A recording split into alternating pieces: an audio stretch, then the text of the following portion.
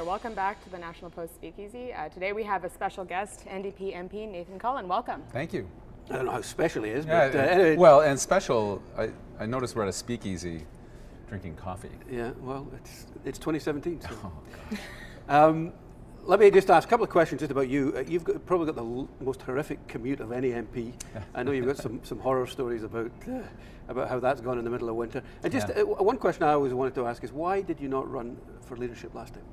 My heart wasn't in it. Simply, I mean, I've got young kids I have twins, 6-year-old, now 7-year-old boys. And for a month and a half, I spent my time trying to convince myself that this is what I should do and this is what I wanted to do. And it wasn't.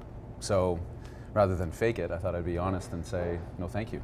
And about that commute, I remember you told me a story about going all the way, and how many hours is it to get there? It's 30 hours to get there and back is my commute once a week, and yeah, we often don't land. Yeah. You get right to the edge of it, finally get into the riding and you can't land. It's amazing. I mean, float planes flying into cloud banks and ferries and everything, fishing boats. I mean, people think the life of an MP is a cushy. Oh, it's luxurious. Rattling around in a Dash 8. I never complained. That was the only time Jack Layton ever yelled at me, is I complained once to him about my commute. And he got angry and he said, "I don't remember anyone putting a gun to your head."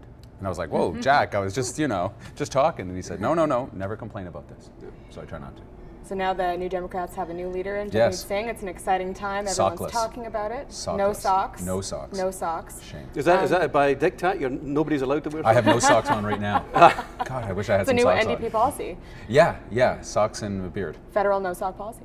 Yeah, it's no. I mean, Jagmeet's he's such a contrast, just in style and everything, that he's bringing some attention to us, which was long overdue and much needed. So we'll see. I think it'll be a challenge on the progressive side for sure. So what are some of those challenges for you guys, though, going forward? A lot of it's attention. A lot of it's what happened in the last campaign, where the progressive message was lost to us, and then sort of drifting for a couple of years as we were sorting ourselves out on leadership, which is parties go through it, but now we have to come out of it, and I think that'll come in the next couple of months. You'll see some pretty exciting stuff. Long race.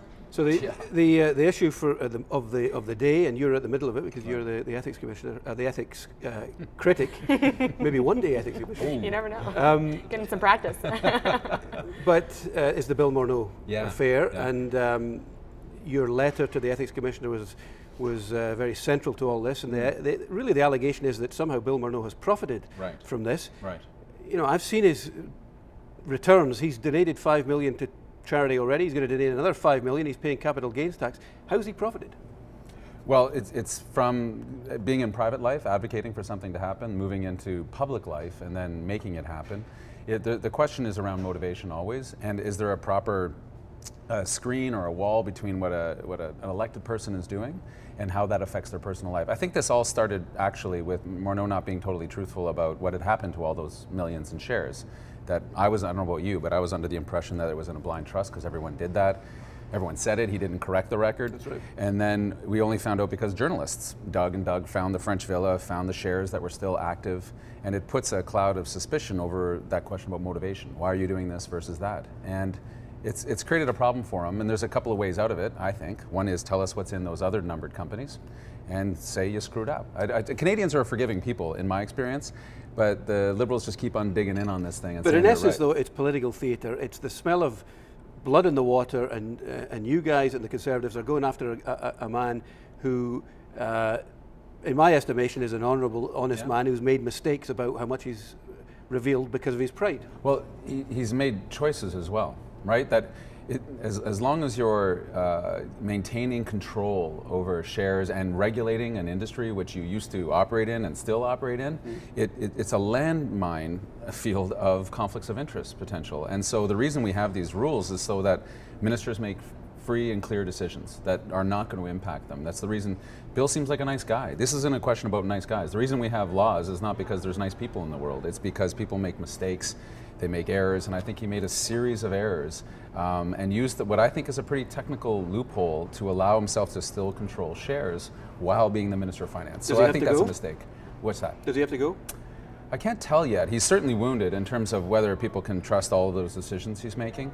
Is he fatally wounded? I can't tell yet. It'd be such a monumental step down for Trudeau. Morneau's going to be fine, right? Bill's set up for life. It would be more embarrassing, but it's more about Justin Trudeau. To lose a finance minister would be, I don't know, it's not historic, but it's bad. And so they're going to be reluctant to let him go. Sure. All right, well, we'll leave it there. Thank you so much for joining us again at the National Post Speakeasy. We'll see you next time.